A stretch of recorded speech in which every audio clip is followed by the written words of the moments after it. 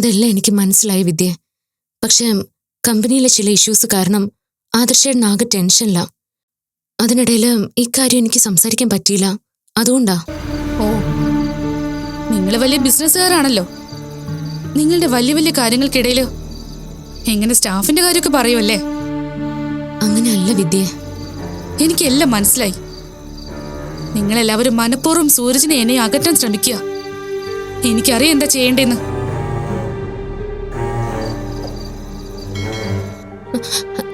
Hello വിദ്യ.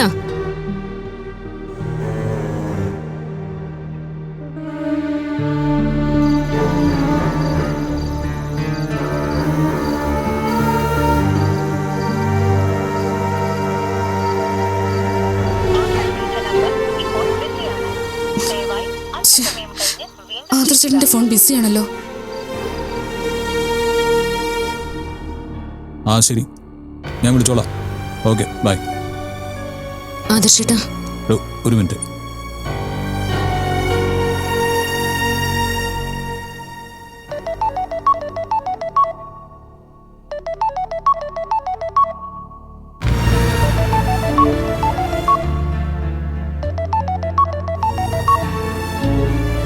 Hello.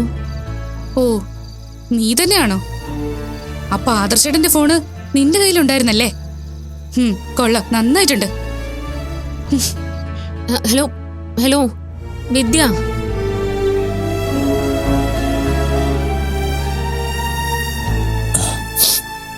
Phone ring ചെയ്യുന്ന കേട്ടല്ലോ.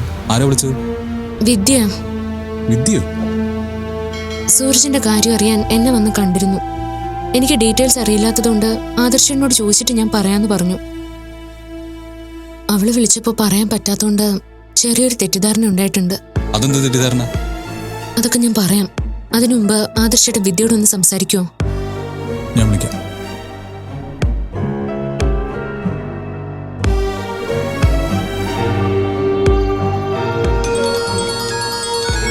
ഓ, അവള് പിന്നെ ന്യായീകരിക്കാൻ വിളിക്കുന്നുണ്ട്.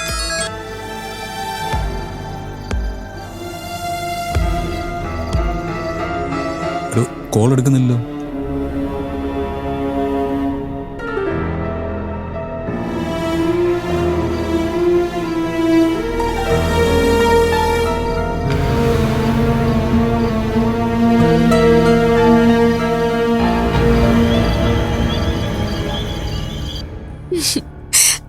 എനിക്കേതായാലും സന്തോഷായി. എത്ര നാളുകൊണ്ട് ഞാൻ ആഗ്രഹിച്ച കാര്യമാ ഇന്ന് സംഭവിച്ചത്. ഓ, ആദർശ് മീരയെ വഴക്കുറഞ്ഞ കാര്യമാണോ താൻ പറയുന്നത്? അതെ.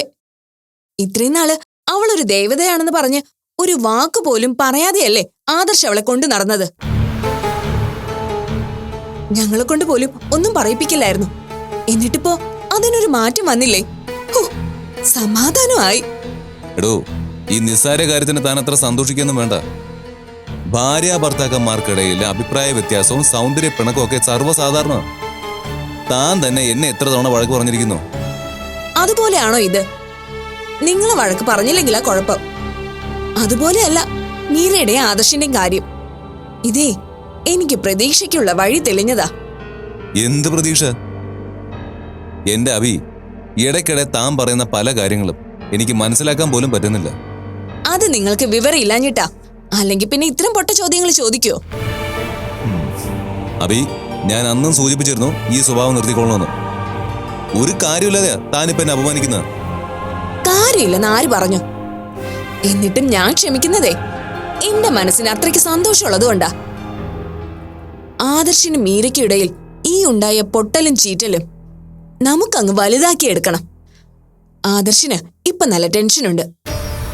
ഓഫീസ് കാര്യങ്ങളിൽ അവൻ പ്രതീക്ഷിച്ച വിജയം അവന് കിട്ടാത്തതിന്റെ നല്ല സങ്കടവും ദേഷ്യവും ആദർശിന്റെ മനസ്സിലുണ്ട്. ഈ അവസരം നമ്മൾ ബുദ്ധിപൂർവ്വം ഉപയോഗിച്ച എളുപ്പത്തിൽ നമുക്ക് ആദർശിനെയും മീരയും തമ്മിൽ പിരിക്കാൻ പറ്റും. അഭി, നമ്മൾ എന്തിനാ അതിനൊക്കെ ശ്രമിക്കുന്നത്? നമുക്ക് നോക്കാൻ വേറെ 100 കാര്യങ്ങളില്ലേ? ഇത്തരം കാര്യങ്ങളിലേക്ക് ശ്രദ്ധ പോയാ ഓഫീസ് കാര്യങ്ങളിലുള്ള കോൺസെൻട്രേഷൻ ഇല്ലാതാവും. മാത്രമല്ല, ഞാൻ ഏറ്റെടുത്ത കാര്യങ്ങളിൽ തടസ്സം വരികയും ചെയ്യും. അത് നമ്മുടെ കുഴി സ്വയം തോണ്ടുന്നതിന് തുല്യമായിരിക്കും. എനിക്ക് അതിലൊക്കെ വലുത് ഇതാ. വിവാഹം കഴിഞ്ഞ നാളു മുതല് ഞാൻ ആഗ്രഹിച്ച കാര്യം ഇത്. അന്ന് ആദർശ് ജയിലിൽ കിടന്ന സമയത്ത് അവൻ ആ അവസ്ഥ വന്നതിന്റെ കാരണം മീരയാണെന്ന് കാണിച്ച് അവരെ തമ്മിൽ അകറ്റാന്നാ ഞാൻ ആദ്യം കരുതിയത്. പക്ഷേ ആ പ്രശ്നത്തിൽ അവര് തമ്മിൽ അകലുന്നതിന് പകരം കൂടുതൽ അടുക്കുക ചെയ്തത്. അന്ന് എനിക്കുണ്ടായ നിരാശ നിങ്ങൾക്കൊന്നും പറഞ്ഞാൽ മനസ്സിലാവില്ല. എന്നിട്ടും ആ മീര എന്നെയും എന്റെ അനുജനെയും തമ്മിൽ അകറ്റി. ഞാൻ ക്ഷമിക്കുന്തോറും അവള് കൂടുതൽ കൂടുതൽ പ്രശ്നങ്ങൾ ഉണ്ടാക്കിക്കൊണ്ടിരുന്നു. അബി, ഇതൊക്കെ തന്റെ വെറും തോന്നല. ഇവിടെ നടന്ന എല്ലാ കാര്യങ്ങളും നേരിൽ കണ്ടുകൊണ്ടിരുന്ന ആളല്ല ഞാനും. എന്റെ അറിവില് മീര ഒരു തെറ്റും ചെയ്തിട്ടില്ല. കുറെയൊക്കെ നിങ്ങൾ ആങ്ങളുടെ പെങ്ങളുടെ വാശി മാത്രമാ. നിങ്ങളുടെ ഈ സംസാരമാണ് എനിക്ക് ദേഷ്യം ഉണ്ടാക്കുന്നത്. നിങ്ങൾക്ക് ഞാൻ സന്തോഷിക്കുന്നത് തീരെ ഇഷ്ടമില്ലല്ലേ? എന്തെങ്കിലും കാര്യത്തിന് ഞാനൊന്ന് സന്തോഷിച്ച അത് എങ്ങനെയെങ്കിലും ഇല്ലാതാക്കാൻ നോക്കും. എന്തിനാ അബി ഇങ്ങനെ ഓരോന്ന് പറയുന്നത്? താൻ സന്തോഷമായിട്ട് ഇരിക്കാനാണ് ഞാൻ ആഗ്രഹിക്കുന്നത്. അതെന്താ താൻ മനസ്സിലാക്കാത്തത്? എങ്ങനെ മനസ്സിലാക്കാം? ഇപ്പൊ തന്നെ ഞാനൊരു കാര്യം പറഞ്ഞപ്പോ നിങ്ങൾ എങ്ങനെയാ റെസ്പോണ്ട് ചെയ്തത്? എനിക്കറിയാം വിഘ്നേഷ് ചേട്ടാ, നിങ്ങൾക്ക് സത്യത്തിൽ എന്നോട് ഒരു സ്നേഹവും ഇല്ല. നിങ്ങൾ എന്നെ സ്നേഹിക്കുന്നുണ്ടായിരുന്നു എന്ന് ഞാൻ തെറ്റിദ്ധരിച്ചതാ. കഷ്ടമാണ് അബി ഇങ്ങനെ ഓരോന്നൊക്കെ പറയുന്നത്. തന്റെ ഒരാളുടെ സന്തോഷം ഓർത്തുകൊണ്ട് മാത്രമാ ഞാൻ ഇവിടെ ജീവിക്കുന്നതന്നെ. ഈ ലോകത്ത് ഞാൻ മറ്റാരെയും കുറിച്ച് ചിന്തിക്കുന്ന പോലുമില്ല. എന്തിന്? എന്റെ അച്ഛനമ്മമാരെ പോലും ഞാൻ മറന്നിട്ടല്ലേ തന്നോടൊപ്പം നിൽക്കുന്നതന്നെ. എന്നിട്ടും തന്റെ ഭാഗത്തുനിന്ന് ഇങ്ങനെ ഒരു പെരുമാറ്റം ഉണ്ടായാലേ അത് ഞാൻ എങ്ങനെ സഹിക്കും? ആഹാ, വന്നിപ്പോ എല്ലാ കുറ്റവും എന്റെ തലയിൽ വെക്കാൻ നോക്കുവാണോ? ഇപ്പൊ ഇവിടെ പ്രശ്നം ഉണ്ടാക്കിയത് നിങ്ങളല്ലേ? ഏത് അർത്ഥത്തിലാ താൻ അങ്ങനെ ഒരു നിഗമനത്തിൽ എത്തിയത്? ശരിക്കും നിങ്ങൾക്ക് ആത്മാർത്ഥമായി എന്നോട് സ്നേഹം ഉണ്ടായിരുന്നെങ്കിൽ എന്റെ സന്തോഷത്തിൽ പങ്കുചേരുകയല്ലേ വേണ്ടത്?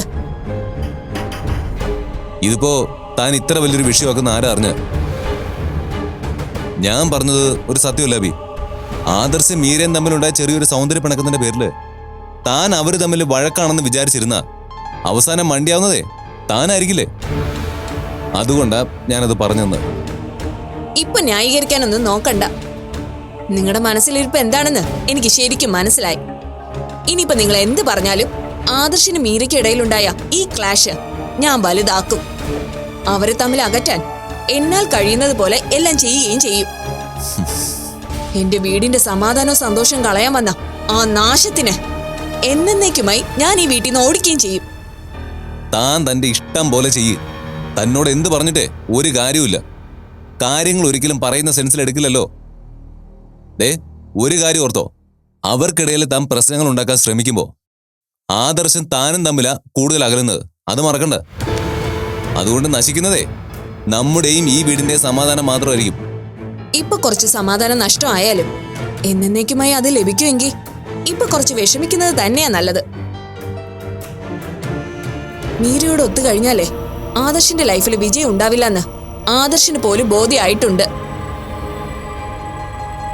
എത്ര കഴിവുള്ള ആളായിരുന്നു ആദർശ്. മീരയെ വിവാഹം കഴിച്ചതോടെ അവൻ തകർന്നില്ലേ? ബിസിനസിനെ കുറിച്ച് ഒന്നും അറിയാത്ത എന്റെ മുന്നിൽ പോലും ആദർശിന് തോൽക്കേണ്ടി വന്നില്ലേ? അതൊക്കെ ആര് കാരണമാ? മീരയല്ലേ കാരണം. അപ്പൊ എന്തുകൊണ്ടും ആദർശിന്റെ ലൈഫിൽ നിന്ന് മീരയെ ഒഴിവാക്കുന്നതാ നല്ലത്. ഇപ്പൊ ആണെങ്കിൽ കാര്യങ്ങൾ കൂടുതൽ എളുപ്പമാ.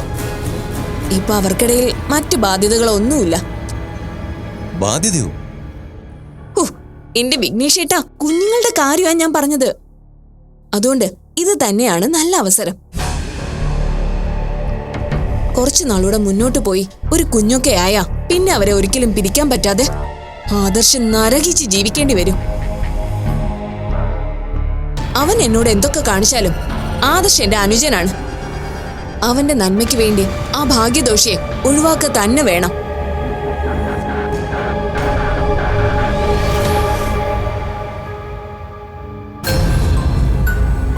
നിങ്ങളെന്താ ആലോചിക്കുന്നത്? ഏയ് ഒന്നുമില്ല. താൻ പറയുന്നതേ വളരെ ശരിയാ. തന്റെ ഇഷ്ടം പോലെ ചെയ്തോ, ഞാൻ എല്ലാത്തിനും കൂടെയുണ്ട്. നമുക്കും കുട്ടികളില്ലാത്തതുകൊണ്ട് കൂടുതലൊന്നും ആലോചിക്കേണ്ടതില്ലല്ലോ. ആ കണ്ടോ, ഇതാണ് ഞാൻ കാര്യങ്ങൾ വിശദമായി പറഞ്ഞപ്പോ നിങ്ങൾക്ക് മനസ്സിലായില്ലേ? മനസ്സിലായി. അതുപോലെ ആദർശിന് ഒരു ദിവസം എല്ലാം മനസ്സിലാവും. അതുവരെ കാത്തിരിക്കാനുള്ള ക്ഷമ നമുക്ക് വേണം. ശരി, ആയിക്കോട്ടെ, നമുക്ക് കാത്തിരിക്കാം.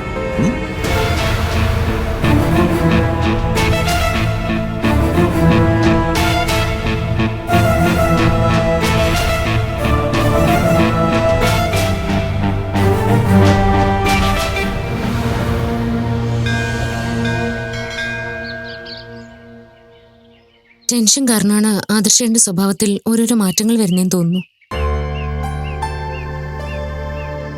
പ്രതീക്ഷിക്കാത്ത രീതിയിൽ പ്രോജക്റ്റുകളിൽ തിരിച്ചടികളും നഷ്ടങ്ങളും ഉണ്ടാവുകയല്ലേ? ആദർശ് ബിസിനസിനെ കുറിച്ച് നന്നായി പഠിച്ചയാളും എക്സ്പീരിയൻസ് ഉള്ള ആളുമാണ്. അതുകൊണ്ട് തന്നെ ഒരിക്കലും പരാജയം ഉണ്ടാവില്ല എന്ന് കരുതിയിട്ടുണ്ടാവും. എന്നിട്ടും അടുപ്പിച്ചിങ്ങനെ പ്രശ്നങ്ങൾ വന്നപ്പോൾ പരാജയഭീതി മനസ്സിനെ ബാധിച്ചിട്ടുണ്ടാവും. അഭിചേച്ചിയോട് ജയിക്കണമെന്നൊരു വാശി ആദർശന്റെ മനസ്സിൽ കടന്നുകൂടിയിട്ടുണ്ട്. കഴിഞ്ഞ തവണ നമുക്ക് കിട്ടുമെന്ന് ഉറപ്പിച്ചൊരു പ്രൊജക്റ്റാ അഭിചേച്ചി നേടിയെടുത്തത്. അന്നു മുതൽ ആദർശന്റെ ഒരു വിഷമോ. റേറ്റ് കുറച്ചാ അഭിചേച്ചി പ്രോജക്റ്റ് പിടിച്ചത്. ആ സമയത്ത് തന്നെ ബാംഗ്ലൂരിലെയും ഹൈദരാബാദിലെയും നമ്മുടെ പ്രൊജക്റ്റുകളിൽ പ്രശ്നങ്ങളുണ്ടായി. ആദർശനേക്കാളും മിടുക്കോടെ അഭിചേച്ചി ഇപ്പൊ എല്ലാം ചെയ്യുന്നു എന്നൊരു തോന്നല് ആദർശനിൽ ഉണ്ടാക്കിയിട്ടുണ്ട്.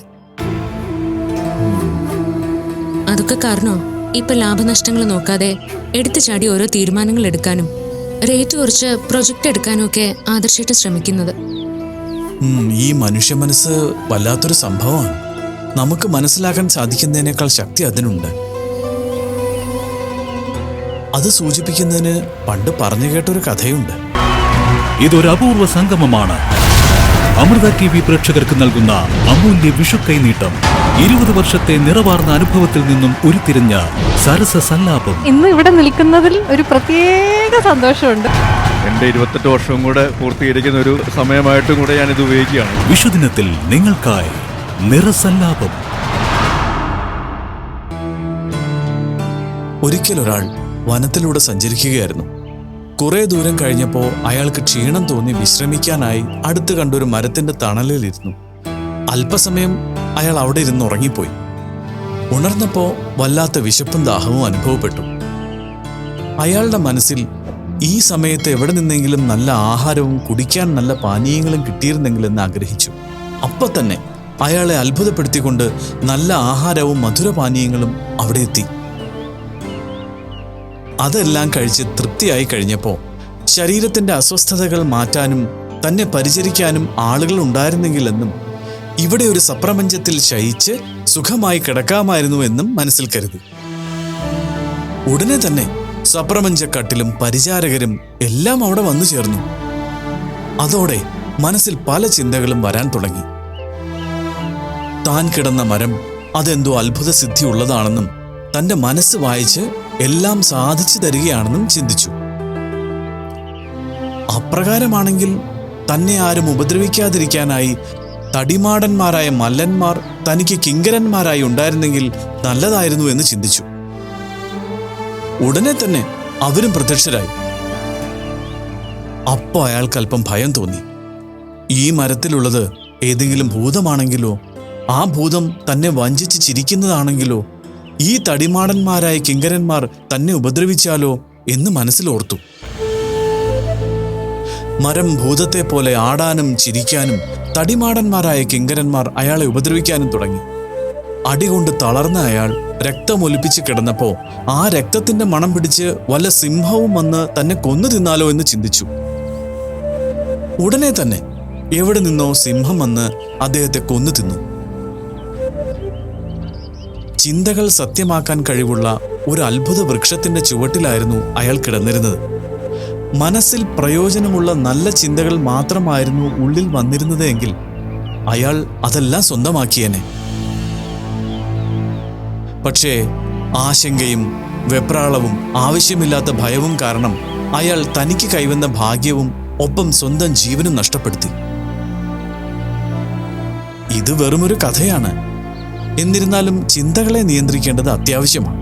അത് നമുക്ക് നല്ലത് നേടിത്തരാനും നാശമുണ്ടാക്കാനും ഒരുപോലെ ശേഷിയുള്ള ഇരുതല മൂർച്ചയുള്ള വാളുപോലെയാണ്.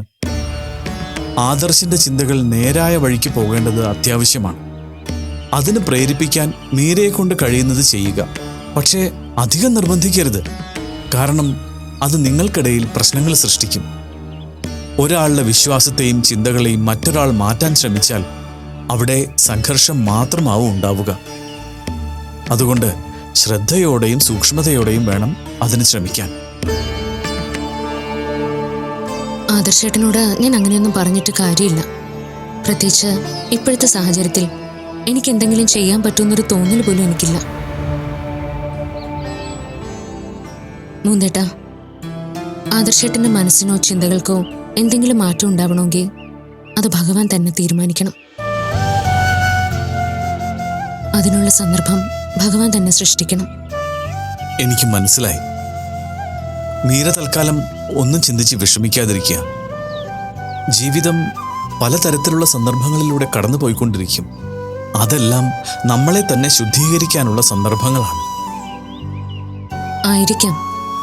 എന്നാലും വീട്ടിലെ സമാധാനം നഷ്ടപ്പെട്ട അത് മനസ്സിനെ വല്ലാണ്ട് ബാധിക്കും മൂന്തേട്ടാ. പണവും കമ്പനിയും ഒന്നും ജീവിതത്തിൽ വലിയ കാര്യങ്ങളായിട്ട് എനിക്ക് തോന്നിയിട്ടില്ല. എല്ലാവരും സന്തോഷത്തോടെ സമാധാനത്തോടെ ഒന്നിച്ച് ജീവിക്കുന്നതാ ഞാൻ ആഗ്രഹിക്കുന്നത്. സന്തോഷവും സമാധാനവും എല്ലാ മനസ്സുകളിലും സ്ഥായിയായി ഉള്ളത് തന്നെയാണ്. അതിനുവേണ്ടി ഒരു സ്ഥലത്തും അലയേണ്ടതില്ല. മനസ്സിലേക്ക് ആവശ്യമില്ലാത്ത ചിന്തകൾ കടന്നു ചെല്ലുമ്പോൾ മാത്രമാണ് സന്തോഷവും സമാധാനവും നഷ്ടപ്പെട്ട് അത് കലുഷിതമാവുന്നത്. അതിനുള്ള അവസരം നൽകാതിരിക്കുക. മീര പ്രാർത്ഥിച്ചിട്ട് പൊക്കോളൂ, എല്ലാം നന്നായി വരും.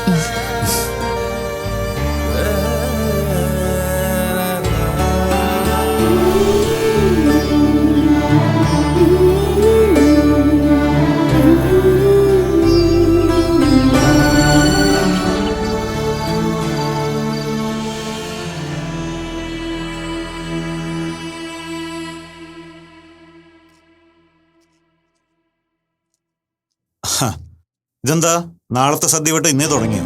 അല്ല, നാളെ രാവിലെ എല്ലാം കൂടി നടക്കില്ലല്ലോ. കറിക്കുള്ളതല്ല ഇന്നേ ഒരുക്കി വെച്ച ജോലി എളുപ്പാവും. സൂരജ് വിളിച്ചിരുന്നോ ബീന? ഇല്ല ഹരിയേട്ടാ, അവൻ താമസിക്കുന്ന സ്ഥലത്ത് ഫോൺ ചെയ്യാനുള്ള സൗകര്യം ഇല്ലല്ലോ. റേഞ്ചിന് നല്ല പ്രശ്നമുള്ളതല്ലേ. അപ്പൊ സൂരജ് നാളെ വരില്ലേ? അതിനെക്കുറിച്ചൊന്നും പറഞ്ഞില്ലേ? ആ, അതാണോ? കഴിഞ്ഞ ദിവസം പുറത്തു പോയ സമയത്ത് സൂരജ് വിളിച്ചിരുന്നല്ലോ. അന്ന് വിഷുവിന്റെ കാര്യം എന്നോട് ചോദിച്ചു. വരണ്ടെന്നാ ഞാൻ അവനോട് പറഞ്ഞത്. എന്താ ബീന അങ്ങനെ പറഞ്ഞത്? വിഷുവായിട്ട് അവനിവിടെ ഉള്ളതല്ലേ സന്തോഷം? അതൊക്കെ ശരിയാ. പക്ഷേ ഇപ്പോഴത്തെ സാഹചര്യത്തില് അവൻ അവിടെ നിൽക്കുമ്പോ എനിക്ക് മനസ്സമാധാനമുണ്ട്. സത്യം ഞാൻ പറഞ്ഞത്. ഇപ്പൊ സൂരജ് വിദ്യയും തമ്മില് ഒരു അകൽച്ചയുണ്ട്. ദൈവാനുഗ്രഹം കൊണ്ട് പരസ്പരം ഫോണിൽ വിളിച്ചു പോലും സംസാരിക്കാൻ പറ്റാത്ത അവസ്ഥയിലാ അവര് രണ്ടുപേരും. ഇതിങ്ങനെ അങ്ങ് തുടർന്നാ അവർക്കിടയിൽ ഉണ്ടായിരുന്ന ആ ഇഷ്ടം അങ്ങ് ഇല്ലാതായി പൊക്കോളും. ഇപ്പം വിഷുവിന്റെ പേരും പറഞ്ഞ് തിരിച്ചു വന്ന സൂരജും വിദ്യയും വീണ്ടും പരസ്പരം കാണാനും സംസാരിക്കാനും അത് വഴിയൊരുക്കും. ബീന ഈ പറയുന്നതൊന്നും പ്രാവർത്തികമാണെന്ന് എനിക്ക് തോന്നുന്നില്ല. പരസ്പരം ആത്മാർത്ഥമായി സ്നേഹിക്കുന്നവരാണെങ്കിൽ ആ സ്നേഹം നിലനിൽക്കാൻ ഇടയ്ക്ക് കാണണമെന്നോ സംസാരിക്കണമെന്നൊന്നും യാതൊരു നിർബന്ധവുമില്ല. അതൊക്കെ പണ്ടല്ലേ ഹരിയേട്ടാ. ഇന്നത്തെ പ്രണയമൊന്നും അങ്ങനല്ല. വെറുതെ കാണുമ്പോ തോന്നുന്ന സ്നേഹവും സംസാരിക്കുമ്പോ ഉണ്ടാവുന്ന ഇഷ്ടവും മാത്രമാ. ആ സ്നേഹം കുറച്ചു നാള് കാണാതെ ആവുമ്പോ തനിയെ ഇല്ലാതായി പോവുകയും ചെയ്യും. ഇതൊരു അപൂർവ സംഗമമാണ്. അമൃത TV പ്രേക്ഷകർക്ക് നൽകുന്ന അമൂല്യ വിഷു കൈനീട്ടം. 20 വർഷത്തെ നിറവാർന്ന അനുഭവത്തിൽ നിന്നും ഉരുത്തിരിഞ്ഞ സരസ സല്ലാപം. ഇന്ന് ഇവിടെ നിൽക്കുന്നതിൽ ഒരു പ്രത്യേക സന്തോഷമുണ്ട്. എൻ്റെ 28 വർഷവും കൂടെ പൂർത്തീകരിക്കുന്ന ഒരു സമയമായിട്ടും കൂടെ ഞാനിത് ഉപയോഗിക്കുകയാണ്. വിഷുദിനത്തിൽ നിങ്ങൾക്കായി നിറസല്ലാപം. അതൊക്കെ ബീനയുടെ വെറും തോന്നലുകൾ മാത്രമാണ്. ഇന്നത്തെ കാലത്തും ആത്മാർത്ഥമായിട്ട് സ്നേഹിക്കുന്ന കുട്ടികളുണ്ട്. സൂരജും വിദ്യയും അത്തരത്തിലുള്ള കുട്ടികളാണെന്നാണ് എൻ്റെ വിശ്വാസം. സൂരജ് എവിടെയാണെന്നറിയാതെ വിദ്യ അനുഭവിച്ച സങ്കടം നമ്മൾ നേരിട്ട് കണ്ടതല്ലേ. ആ കുട്ടിയുടെ സ്നേഹത്തിൽ ഒരു കള്ളത്തരം ഉണ്ടെന്ന് എനിക്ക് തോന്നുന്നില്ല. എങ്കിൽ പിന്നെ അങ്ങനെ തന്നെ ഇരിക്കട്ടെ. പക്ഷേ ആ സ്നേഹത്തിനൊന്നും അധികം ആയുസ് ഉണ്ടാവില്ല ഹരിയേട്ടാ. പിന്നെ സൂരജ്, അവനെ എനിക്കറിയാം. എന്തോ ഒരു അവസ്ഥയിൽ ആ പെണ്ണിനോടൊരു ഇഷ്ടം തോന്നിപ്പോയി എന്നല്ലാതെ അതിൽ വലിയ കാര്യമൊന്നുമില്ല. അതുകൊണ്ടല്ലേ അവൻ ആദർശ് പറയുന്നത് കേട്ടിട്ട് കർണാടകയ്ക്ക് പോയത്. ഈ പെണ്ണിനായിരുന്നു സൂരജ് പ്രാധാന്യം കൊടുത്തിരുന്നെങ്കിലേ അവൻ പോവില്ലായിരുന്നു. അതൊന്നും എനിക്കറിയില്ല. അവർക്ക് അവരുടേതായ തീരുമാനങ്ങളുണ്ടാവും. അങ്ങനെ തനിച്ചൊരു തീരുമാനമൊന്നും എന്റെ മകൻ എടുക്കില്ല. അവനെ എനിക്ക് നന്നായിട്ടറിയാം. ഞാൻ അവനു വേണ്ടിയാണ് ജീവിച്ചതെന്ന് അവനും അറിയാം. അതുകൊണ്ട് എന്നെ എന്റെ മോൻ സങ്കടപ്പെടുത്തില്ല. അതുകൊണ്ടാ വിഷുവിന് വരണ്ടാന്ന് ഞാൻ പറഞ്ഞപ്പോ മറിച്ചൊന്നും പറയാതെ അവൻ അതിന് സമ്മതിച്ചത്. ബീന പറഞ്ഞത് ശരിയായില്ല എന്ന് തന്നെയാണ് എൻ്റെ അഭിപ്രായം. മക്കൾ നമ്മളെ അനുസരിക്കുമെന്ന് കരുതി അത് ദുരുപയോഗം ചെയ്യാൻ പാടില്ല. അവർക്ക് അവരുടേതായ സ്വാതന്ത്ര്യം കൊടുക്കുക തന്നെ വേണം. എന്താ ഹരിയേട്ടൻ ഉദ്ദേശിക്കുന്ന സ്വാതന്ത്ര്യം? ആ ധന്യയുടെ മകളെ വിവാഹം കഴിക്കാൻ സമ്മതിക്കുന്നതാണോ? അങ്ങനെ ഒരു സ്വാതന്ത്ര്യം ഈ ജന്മം കൊടുക്കാൻ ഞാൻ ഉദ്ദേശിക്കുന്നില്ല. അറിഞ്ഞുകൊണ്ട് എന്റെ മകന്റെ ജീവിതം ഞാൻ നശിപ്പിക്കില്ല. സൂരജിന്റെയും വിദ്യയുടെയും വിവാഹം നടത്തണമെന്നൊന്നും ഞാൻ പറയുന്നില്ല. അതിന് ഞാൻ ബീനയെ നിർബന്ധിക്കുകയില്ല. സൂരജിന്റെ കാര്യത്തിൽ അവസാന തീരുമാനം ബീനയുടെ തന്നെയാണ്. അത് ഞാൻ സമ്മതിക്കുന്നു. എന്ന് കരുതി നാടും വീടും ഉപേക്ഷിച്ച് നാട് കടത്തേണ്ട കാര്യമൊന്നുമില്ലല്ലോ. വിഷുവിന് നമുക്കൊപ്പം വന്ന് നിൽക്കണമെന്നുള്ള ആഗ്രഹം സൂരജിന് കാണില്ലേ? അത് നിഷേധിക്കേണ്ടായിരുന്നു എന്ന് മാത്രമാണ് ഞാൻ പറഞ്ഞത്. ഇപ്പൊ കുറച്ച് വിഷമം ആയാലും സാരമില്ല. നാളെ അവന് സന്തോഷിക്കാൻ അത് വഴിയൊരുക്കുമെന്ന് എനിക്ക് ഉറപ്പാ. പിന്നെ ഇനിയിപ്പോ ആ പെണ്ണെങ്ങാനും അവനെ വിളിച്ച് അവന്റെ മനസ്സ് മാറ്റി അവനെ വരുത്തുമെന്ന് എനിക്കറിയില്ല. മര്യാദയ്ക്ക് നടക്കുന്ന ആൺകുട്ടികളെ നശിപ്പിക്കാൻ ചില പെൺപിള്ളേരെ ഇറങ്ങി തിരിച്ചിട്ടുണ്ടല്ലോ. വിദ്യ അങ്ങനെ ഒരു പെൺകുട്ടിയല്ല. അവളെ നമുക്ക് ചെറുപ്പം മുതൽ നേരിട്ട് അറിയാവുന്നതല്ലേ. അതുകൊണ്ട് ബീനയ്ക്ക് ആ പേടിയൊന്നും വേണ്ട. സൂരജ് കൂടി വരുന്നില്ലാത്ത സ്ഥിതിക്ക് നമുക്ക് രണ്ടുപേർക്കും നാളെ കുടുംബക്ഷേത്രം വരെ ഒന്ന് പോകാം. പോവാം. മീരയ്ക്ക് പൂജയുള്ളതല്ലേ? അതെ, ഭഗവാന്റെ നടയിൽ വെച്ചെങ്കിലും മക്കളോടൊപ്പം ഒരു വിശേഷ ദിവസമായിട്ട് നിൽക്കാലോ. ഹരിയേട്ടൻ പറയുന്നത് കേട്ടാ തോന്നും മീര ഇങ്ങോട്ടൊന്നും വരാറേ ഇല്ലാന്ന്. അങ്ങനെയല്ല, വിഷുവായിട്ട് അവരിവിടെ വന്ന് നിൽക്കണമെന്ന് മനസ്സിൽ ആഗ്രഹമുണ്ടെങ്കിലും നമുക്ക് പറയാൻ പറ്റില്ലല്ലോ. അതുകൊണ്ടാണ് ഞാൻ അങ്ങനെ പറഞ്ഞത്. അങ്ങനെ നമ്മുടെ ആഗ്രഹങ്ങൾ പറയാതിരിക്കേണ്ട കാര്യമൊന്നുമില്ല. പറയേണ്ടത് എന്താണെങ്കിലും പറയുക. ബാക്കിയൊക്കെ അവരുടെ ഇഷ്ടത്തിന് വിടുക. അതൊന്നും ഇപ്പോഴത്തെ അവസ്ഥയിൽ ശരിയാവില്ല. അവർക്ക് വരാൻ തോന്നിയേ വരട്ടെ. തൽക്കാലം നമുക്ക് ക്ഷേത്രത്തിൽ പോയി ഭഗവാനെ മക്കളെ ഒന്നിച്ചങ്ങ് കാണാം. താൻ ഇതെല്ലാം വേഗം തീർത്ത് കിടക്കാൻ നോക്ക്.